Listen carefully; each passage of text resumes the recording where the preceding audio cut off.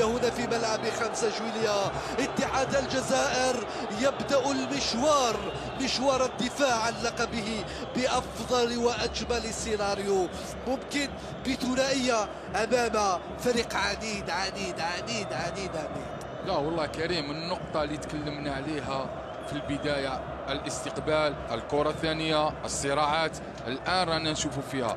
الكرة الثانية كانت من توميسونغ، الصراعات كانت من كانو، يعني لاعبين أعطوا ربما النكهة الهجومية أكثر، خاصة شفنا كانو لما طلع وربح بالصراع. كانت في الكرة الثانية لتوميسونغ وعرف كيفاش يروض الكرة ويدخل للمنطقة 18 ويسجل هدف جميل. توميسونغ تكلمنا عليه كثيرا كريم، خاصة في الشوط الاول لما كنا نقولوا ما فيش لاعبين في الاستقبال، رغم ان الاتحاد استغل الجهه اليمنى من رضواني وكانت فيه توزيعات من فتوحي وبوزيان، لكن دائما في الاستقبال كان بالقاسمي معزول. الان دخول كانو وكذلك توميسونغ اعطى تلك الانتعاشه لهجوم الاتحاد وسجل الهدف الثاني.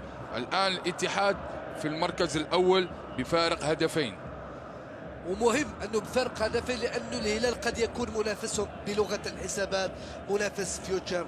صراحه صوفيا استمتعنا بامسيه رائعه. نسيت البرد شويه صوفيا. خلاص نسيت البرد.